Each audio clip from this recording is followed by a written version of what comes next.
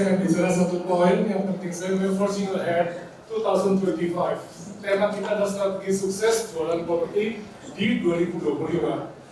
Nah, saya dapat satu pertanyaan, 3 tahun yang lalu, Sentuh City itu jualannya payah banget, payah sekali. Jadi saya masuk bersama dengan teman-teman yang ada, mereka mempertanyakan, bisakah kita jualan? Tapi karena di tahun pertama kita sudah mulai jualan, tahun kedua, dan hari ini penjualan kita sudah tidak memalukan, bahkan saham BKSL pun sudah mulai naik. Nah, apa rahasianya? Banyak orang tanya sama saya, Pak, rahasianya apa? Rahasianya apa? Sedang nggak ada rahasia yang terlalu besar. Semuanya terbuka, semua bisa belajar. Tapi satu yang paling saya tekankan di sini adalah people.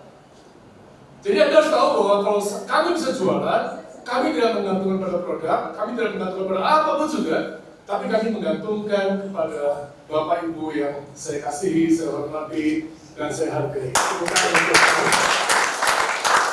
Nah, kata Forging Ahead 2025, itu artinya bahwa dalam setiap saat, kondisi ekonomi itu ada masa namanya momentum. Momentum itu tidak pernah terulang kembali. Jadi kalau ada orang yang suka bilang gini, Pak, saya udah lama disentuh, kenapa saya nggak bisa jualan? Tapi itu orang itu baru masuk udah jualan. Nah, saya tanya, salahnya di mana? Apakah salah sentuhnya? Enggak. Salah momentumnya? Enggak juga. Tapi yang pasti salah orangnya. Ada satu orang yang sangat terkenal sekali, namanya Thomas Alva Edison. Nah, Thomas Alva Edison mengatakan bahwa keberuntungan, ingat baik-baik ya, mulai siang hari ini percaya bahwa keberuntungan itu ada. Luck, hoki kalau kita bilang, itu ada. Jadi pada bilang, oh nggak ada luck sekarang, ada. Keberuntungan itu ada. Thomas Alva Edison itu udah meninggal lama sekali. Dia bikin lampu. Dia katakan apa? Keberuntungan adalah sesuatu yang terjadi ketika kita baca sama-sama 1, 2, 3 apa nih? Jadi kalau Anda siap, pasti Anda dapatkan keberuntungan. Tapi kalau Anda nggak siap, mau setengah mati, kesempatan lewat hilir mudik di depan kita, Anda sekalipun tidak akan pernah mendapatkan apa-apa. Jadi jangan tanya lagi, loh Pak, kami sudah gabung dengan perusahaan Bapak, kenapa kami nggak jualan? Nah, ingat baik-baik, masalahnya siap atau tidak, kita menerima rezeki dari Allah. Kita menerima berkat dari Tuhan. Kita menerima keberuntungan yang khusus yang kita. Are you ready? Yes, we are ready. Yes, we are ready. Yes, we are ready. Ceritanya sederhana sekali. Ada 3 kaleng Coca-Cola. Berapa kaleng Coca-Cola? 3. Hanya 3. Tapi 3 kaleng Coca-Cola ini spesial. Dia keluar dari pabrik yang sama. Kemudian dia keluar dari mesin yang sama. Diangkut oleh supir yang sama. Digotong oleh kenek yang sama. Kemudian setelah dibawa, peti pertama dibawa, diturunkan di satu toko waralaba. Tahu kan ya, warnanya ada ya.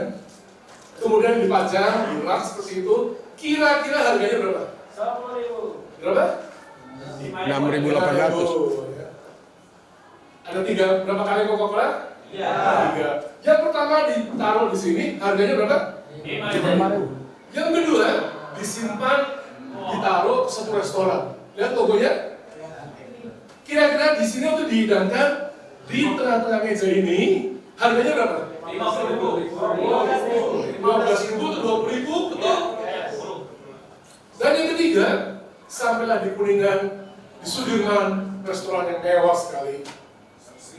Nah, kemudian di sini dipajang nggak? Enggak. Coca-Cola-nya ada nggak? Ada. Coca-Cola-nya nggak kelihatan, tapi di menu ada Coca-Cola. Dan suami istri lagi namanya apa ya? Candlelight dinner. Berdua, terus tanya, Mas, boleh saya minta Coca-Cola? Oh iya, boleh. Dia panggil waiternya, Coca-Cola 1. Dan kemudian waiternya datang. Dia dengan sopan sekali, dia bukain botolnya, dia tuangin Coca-Colanya. Pertanyaan saya, kira-kira harganya berapa? 200.000.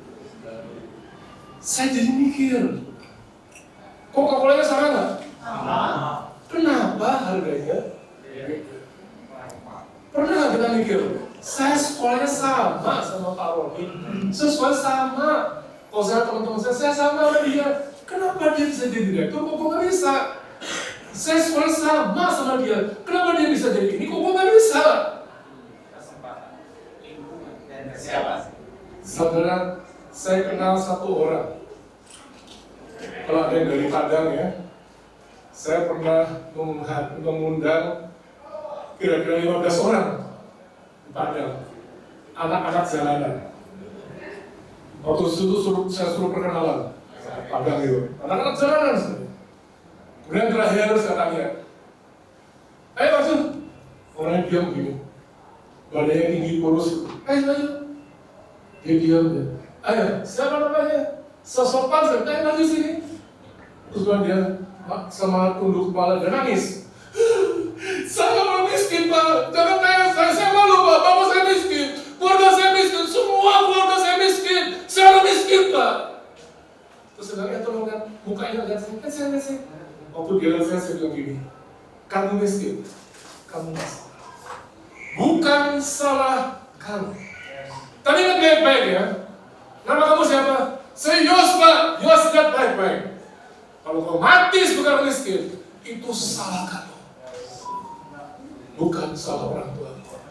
Jangankan salahkan negara, jangan salahkan gubernur, jangan salahkan siapa saja di dunia ini. Karena tanggung jawab kamu.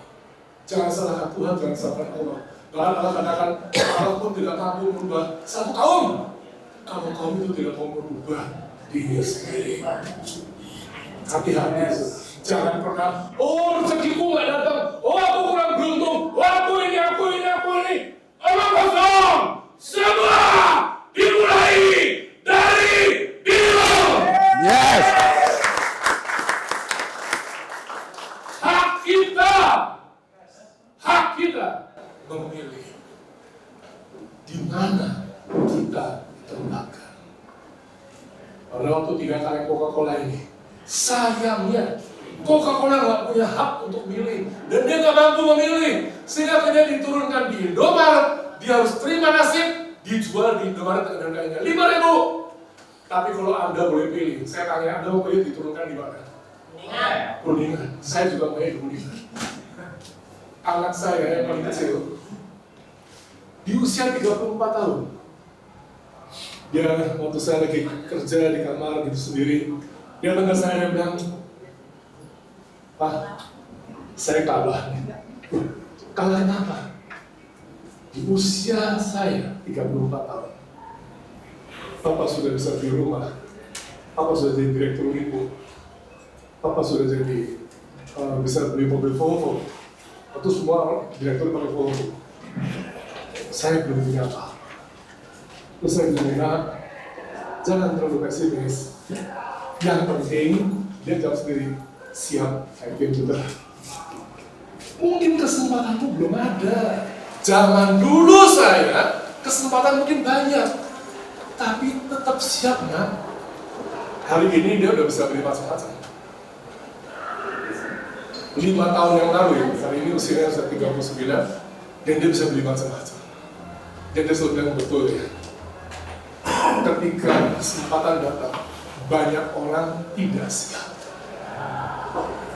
Kita harus siap. Kemarin Pak Edi Sindoro yang menjelaskan satu yang bagus sekali. Saya sempat rapat dengan petinggi-petinggi dari perusahaan keuangan di Indonesia, membicarakan mengenai kondisi ekonomi Indonesia di tahun 2025, 2026, dan 2027. Menurut mereka sebagai ahli keuangan, kondisi yang tidak menguntungkan dan tidak baik. Karena kondisi dolar yang makin melemah, sedangkan saingan Amerika atau China juga yuannya belum terlalu kuat, walaupun didukung oleh Rusia. Kalau sampai terjadi dolar crash dan yuan juga belum kuat, maka kita akan kehilangan pegangan. Mata uang apa yang menjadi pegangan? Pak, ini pertandanya nggak gitu bagus untuk bisnis. Waktu dia ngomong gitu, di sebelah saya Pak Edi Sindoro, CEO-nya Sempo City, dia jawab dengan tenang sekali. Dia bilang, Dre, kita dari dulu dapatnya gitu terus ya. Kondisi yang nggak memungkinkan untuk bisa jualan. Di tahun 2013, tadi Pak Indra dan Pak Roni mengutip yang tahun 92. 2013, kalau Bapak Ibu ada di properti, itu ada peraturan namanya loan to value. Masih ingat Pak? BI bahkan peraturan loan to value. Akibatnya banyak developer kecil gulung tikar, betul kan? Iya. Karena nggak kuat. Kredit turun hanya kalau rumah sudah sampai 90%. Belum, nggak keluar. Di tengah-tengah kondisi seperti itu, Pak Edi bersama dengan saya pikir gimana cara jualan. Sudah tahu, bulan Oktober tahun 2013, kami jualan satu hari, kami jual 1.400 unit. Wow. Ini 2013, bukan tahun 2013. Setelah ada perusahaan developer besar-besar, BSD, Sumarekon, yang gede-gede semuanya, kami jualan satu hari 1,4 triliun. Dan perumahannya yang saya di tahun itu butuh waktu 2 tahun untuk balik rumah itu semuanya. Itu baru terjadi belum lama, baru 10-11 tahun yang lalu. Kuncinya apa saudara? Pak Edi ngomong tentang satu namanya Johari Windo. Johari Windo itu dari satu orang namanya Joseph dan satu lagi Hari. Mereka dua psikolog, dan dua psikolog itu mencoba mengungkapkan keberuntungan dan kesiapan. Di dalam Johari Windo itu ada satu jendela, dan kemudian ada orang pegang pentungan. Di depan jendela itu ada orang lewat. Tiap kali ada orang lewat, tugasnya itu hanya memukul orang itu. Tapi tiap kali orang lewat, yang pegang pentungan selalu nggak siap. Pentungan itu lagi di bawah lah, dia lagi berdiri rambut lah. Hanya orang yang siap ketika lewat, baru dia bisa mukul orang yang lewat di depannya. Dan Pak Edi bilang gini sama petinggi-petinggi perusahaan keuangan, itu keuangan yang besar-besar semuanya. Mereka, kalau saya sebutkan tuh, udah jagoan-jagoan perusahaan keuangan. Direktur-direktur, presiden pada hadir. Dan Pak Edi bilang, sebenarnya tidak ada perubahan dulu, sekarang, maupun masa yang akan datang. Kalau kita siap, keberuntungan akan punya kita. Yes. Amin. Jadi yang pertama, kalau kita mau siap, apa yang harus Anda pilih? Saya ingat kisah dari satu orang anak muda. Nanti kapan-kapan saya ceritakan lengkapnya. Oh yang saya punya nih. Nah ini dia. Anak orang ini sudah tua, ya. Sudah tua. Tapi kita bisa belajar dari orang ini. Ketika dia keluar dari kampung dia miskin, seperti Yos yang di Padang. Yos tuh 6-7 tahun yang lalu nggak punya apa-apa. Dia hanya jualan koran di perapatan-perapatan jalan di Kota Padang. Sekarang saya tanya, Yos hari ini punya bisnis apa? Punya 3 bisnis. Dia punya coffee shop, dia bikin roti, satu lagi dia punya apa? Dan dia bilang sama saya, Pak Andreas, datang ke Padang, cobain roti saya enak sekali Pak, laku sekali. 7 tahun yang lalu, dia orang yang minder, gak bisa apa. Tapi hari ini dia melatih anak-anak muda di Kota Padang untuk menjadi pengusaha yang berhasil, dan saya percaya, Yos bisa. Yos bisa, semua kita bisa. Yes. Orang ini dipanggil Bill. Waktu masih umur 14 tahun dia naik kapal sungai keluar dari rumahnya menuju New York. Dan kemudian Bill ditanya oleh kapten kapal sungai, "What are you doing? Kamu lagi ngapain?" "Saya lagi mau ke New York." "Ya, saya know. But kamu mau ngapain? Mau kerja apa?" Terus dia diam. "Bill, nanti kamu sampai New York, ingat, cari teman yang baik." Wah, terus dia tanya Bill, "Kenapa harus cari teman yang baik?" "Karena teman yang baik akan bawa pengaruh yang baik." Sudah ingat ya, kamu harus siap sudah. Jadi yang pertama yang bisa kita pilih, minta teman yang baik, cari lingkungan yang baik.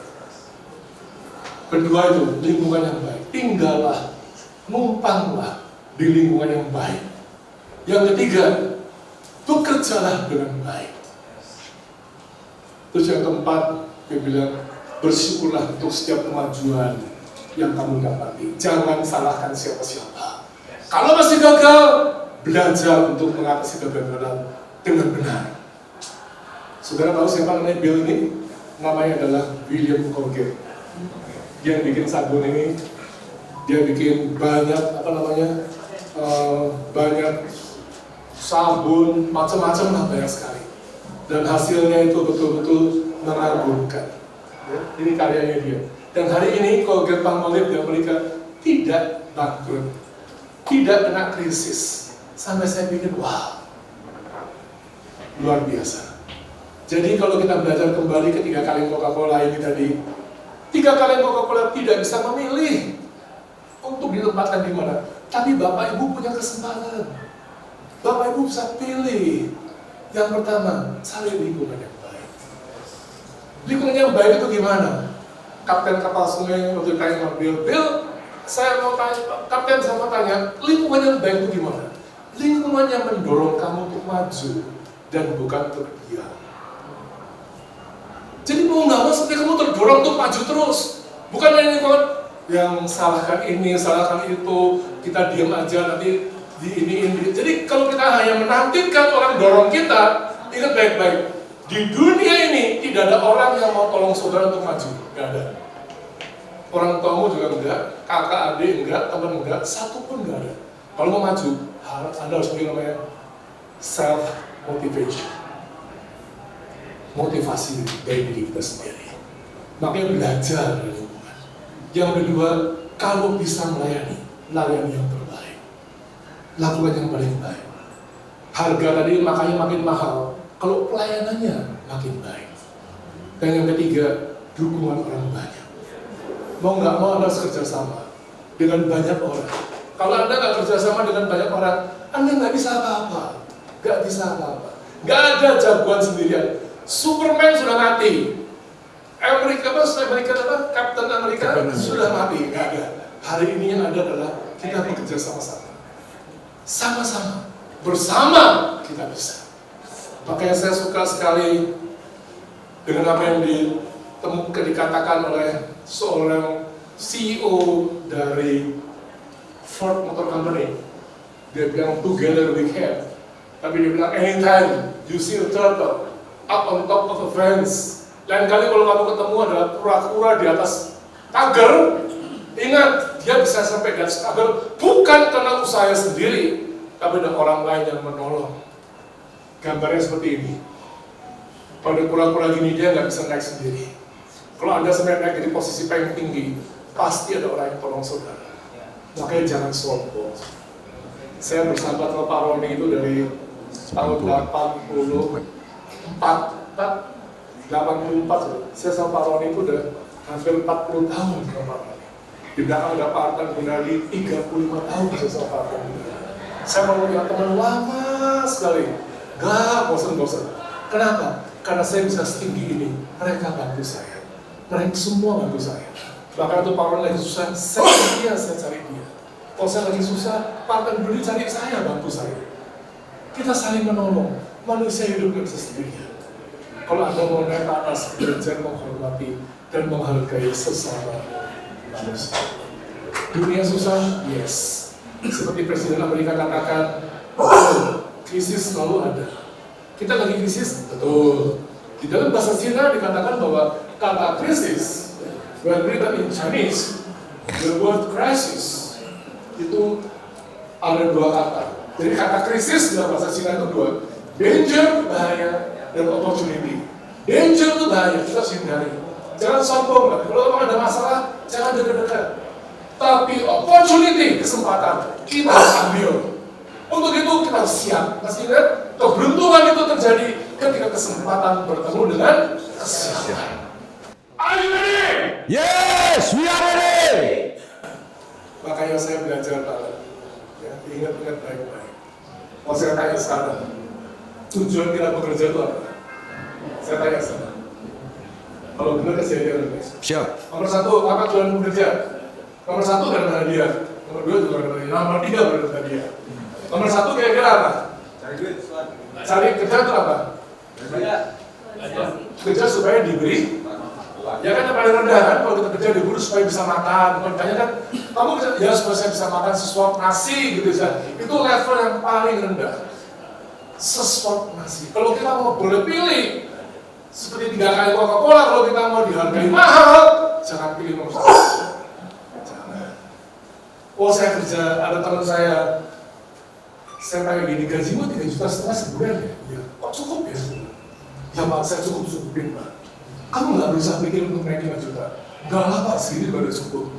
Sampai tua yang gitu dia nggak punya rumah, nggak punya apa-apa, dan akhirnya dia kesal. Iya ya, kurang balik di bolanya, lagi kayaknya dan kemarin aja tahunan, sebenarnya udah nggak bisa dilewatin lagi. Penyesalan selalu datang karena nomor 2 dengan kerja untuk apa? Kerja untuk mencari makan. Tapi 2 hal ini saya minta maaf ya, jangan tersinggung ya. 2 hal ini saya minta maaf, binatang pun juga seperti itu. Anda tahu apa yang monyet?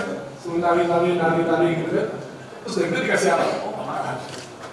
Anjing, lagi gitu, dikasih makan. Binatang pun tahu dia bekerja untuk dapat makanan. Yang kedua, binatang di hutan kerja untuk cari makan. Itu kalau ada 2 hal ini jadi pikiran Anda tiap siang malam bekerja untuk 2 hal ini, Anda salah. Anda menempatkan diri tempat yang salah.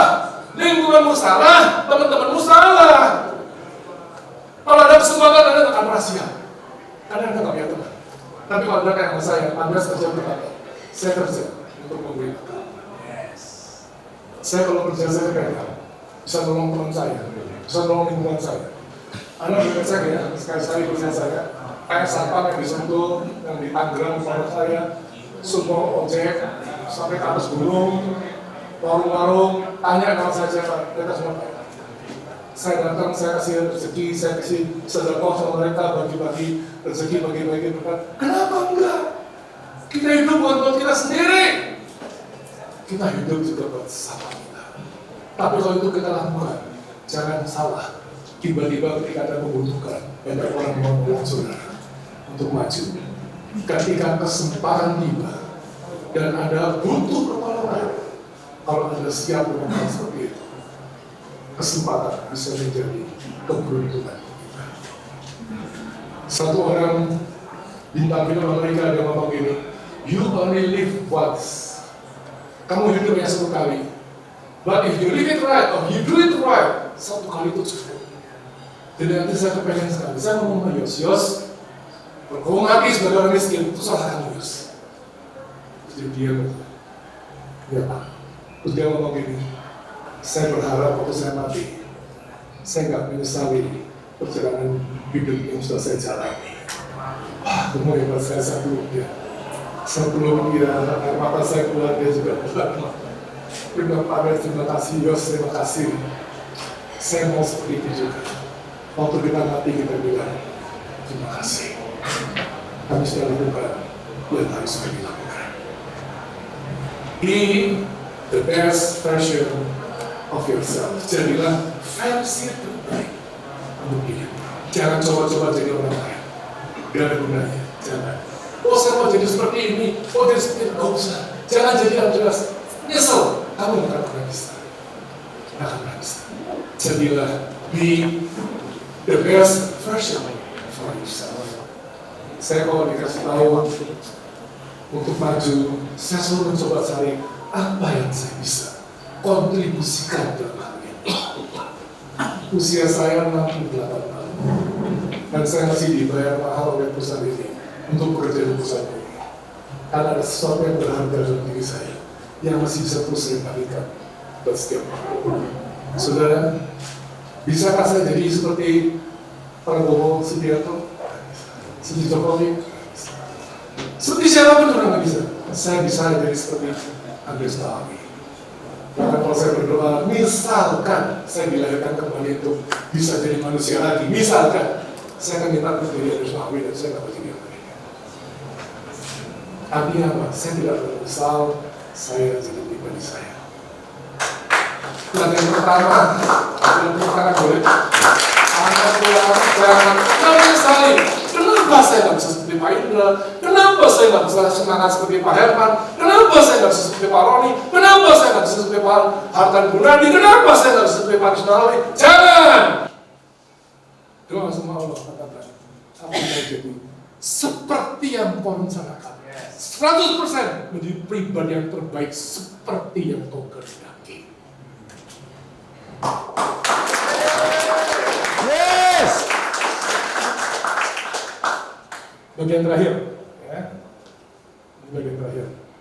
Waktu kita ngobrol sama orang-orang keuangan, saya bongkar sedikit rahasianya. Tiba-tiba mereka bilang ini, itu, dan saya ingat Generasi muda pada hari ini punya masalah. Masalah mereka itu cuma satu, cara berpikir yang salah. Dan saya percaya Anda tidak seperti itu. Ada satu istilah yang bagus sekali, namanya kognitif. Kognitif itu artinya understanding, mengerti, remembering, mengingat, learning, belajar, decision making, membuat keputusan, dan experience, pengalaman, dan problem solving. Jadi kata sederhana kognitif itu artinya ini. Nah, yang harus dimiliki oleh kita semuanya, apa saudara di tengah-tengah krisis seperti ini? Supaya Anda bisa siap, Anda harus punya namanya cognitive thinking.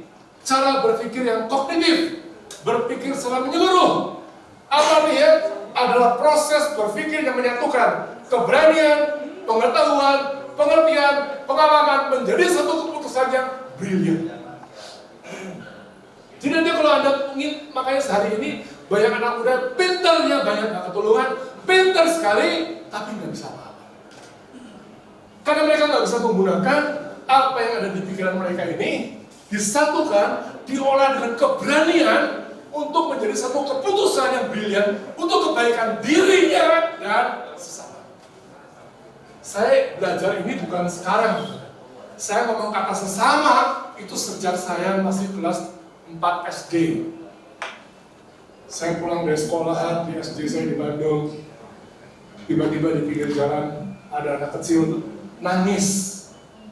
Dagangannya tumpah. Kue bikinan ibunya jatuh di tanah. Itu anak yang mungkin ibunya begitu nggak punya, sampai anak itu seusia saya harus jualan kue. Waktu saya anak itu, saya bergetar hati saya. Saya lari pulang, saya minta izin sama ibu saya untuk ambil celengan saya. Saya pecahin semuanya, saya ambil uangnya, saya hitung, saya bawa semuanya. Ibu saya lihat saya pecahin celengan, dia takut uangnya buat apa, jadi dia suruh satu orang kepercayaan saya untuk ngintil saya. Itu dia lihat, dia lapor ke ibu saya, waktu pulang ibu saya peluk saya. Dia bilang, kalau kamu seperti ini sampai nanti, kamu gak akan pernah jadi orang yang susah. Saya gak tahu kenapa, tapi berbagi, sedekah, memberi, itu gak pernah sia-sia. Nah saudara, pada waktu saya memutuskan untuk melakukan itu, dibutuhkan satu namanya keberanian. Dan saya nggak mikir, saya hanya mikir dia kasihan. Waktu anak saya itu kasih, dia nangis, dia peluk saya peluk dia, saya bilang, hei kamu pulang, udah nggak apa-apa, kuenya buang semuanya. Saya nggak pernah ketemu lagi sama orang itu. Saya juga nggak tahu tuh anak itu siapa. Tapi hal itu membekas di hati saya sampai sekarang. Saya nggak tahan kalau dapat orang susah. Saya pikir karena Tuhan, karena Allah sudah menyediakan yang terbaik buat saya. Maka saya bilang berdoa, Tuhan izinkan saya untuk memberi yang terbaik sama saya, siapapun mereka. Cognitive thinking, dasarnya seperti itu. Jadi semua pengalaman, semua kepandaian, semua pengertian, semua jadi satu, dicernakan. Sehingga itu semua menjadi satu keputusan yang brilian. Prosesnya sederhana sekali, lihat ini. Pertama terjadi apa? Analisa. Jadi cepat dianalisa, dan setiap analisa kuncinya cuma dua saudara. Apakah itu baik buat saya dan baik buat sesama? Kalau baik, terusin. Evaluasi, apakah itu baik buat saya dan baik buat sesama? Yes, terusin. Sintetis, pelajari, satukan semuanya. Apakah itu baik buat saya dan baik buat sesama? Terusin. Simulasi, bayangkan, oh kayak gini ceritanya. Begitu ada, hubungkan semuanya, di satu keputusan, jalankan. Dan saya yakin yang terbaik yang bisa kita lakukan. Kenapa hal itu penting sekali? Karena selama ini kita belajar banyak, tapi kita nggak pernah bertindak. Terlalu banyak hitung, terlalu banyak kalkulasi, terlalu banyak menghitung resiko, sampai nggak berbuat apa-apa. Itu yang saya katakan sama orang-orang direktur, tokoh-tokoh keuangan. Saya bilang, Pak, saya minta maaf. Saya bukan orang keuangan. Percaya nggak? Di usia saya 33 tahun. Saya latar belakang saya jualan panci. Saya diminta dari GM Bank Bahari. Dan targetnya dalam 1 tahun saya akan menaikkan aset 4 kali lipat. Saya tanya, berhasil nggak saya itu? Berhasil, 4 kali lipat. Bang Bari di Tanah Abang.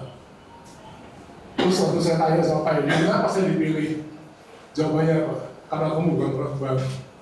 Kalau kamu orang bank, pasti kamu ketakutan dengan kondisi perbankan yang jelek pada waktu itu. Karena saya bukan orang bank, jadi saya enteng-enteng aja. Saya nggak kayak jualan panci, ya gampang-gampang aja semuanya. Sampai hari ini, saya selalu mikir jual rumah, kayak beli mobil, kayak jual apa aja. Gampang semuanya, kayak jualan panci. Seperti itu sudah. Saya mau bilang ya, ini suaranya keluar nggak nih? Keluar. Oke ya. Nah, ini tentang cognitive thinking.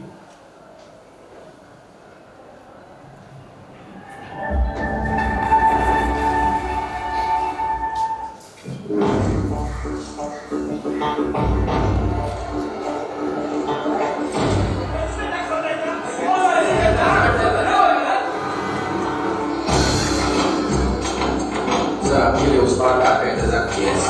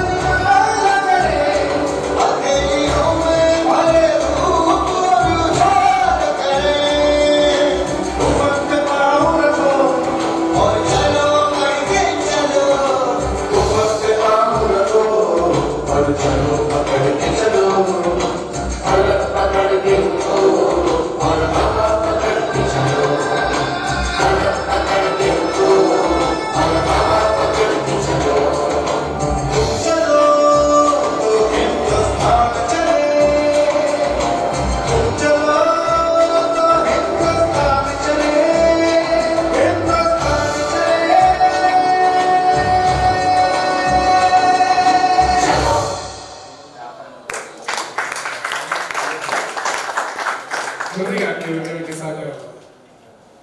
Yang dewasa-dewasa yang pinter-pinter hanya bisa diskusi, rapat, salaman, setelah itu pergi semuanya yang ada yang peduli. Karena mereka bilang nggak mungkin, ini terlalu berat, ini susah, semua susah. Sebenarnya kalau kita lihat masalah pada hari ini, semua susah, bukan yang gampang. Tapi saya suka anak kecil. Dia nggak peduli, dia pikir dia harus jalan, dia harus lewatin itu. Jadi dia tahu bahwa dia nggak mungkin sedang bisa. Tapi kalau dia nggak coba, siapa yang akan melakukannya bagian yang lainnya? Waktu dia lakukan, heran sebenarnya. Di dunia ini hanya 10 orang yang seperti anak itu. Makanya jangan kaget kalau Anda lihat bahwa orang kaya di dunia itu cuma 10%. Anda jangan bilang ini, oh ini karena suku, ini karena agama, karena apa? Bukan! Karena keberanian. Menurut penelitian, hanya 10% orang yang berani mengambil keputusan dan melakukan sesuatu. Yang 90% ngapain? Mereka ikut-ikutan keputusan, ikut sesuatu. Dan Pak Montaryadi bilang 10% itu namanya innovator. Dan 10% itu harusnya ada saudara dan saya di situ. Akhirnya, ingat baik-baik, keberuntungan adalah kesiapan bertemu dengan kesempatan. Wabillahi taufiq wal hidayah. Wassalamualaikum warahmatullahi wabarakatuh.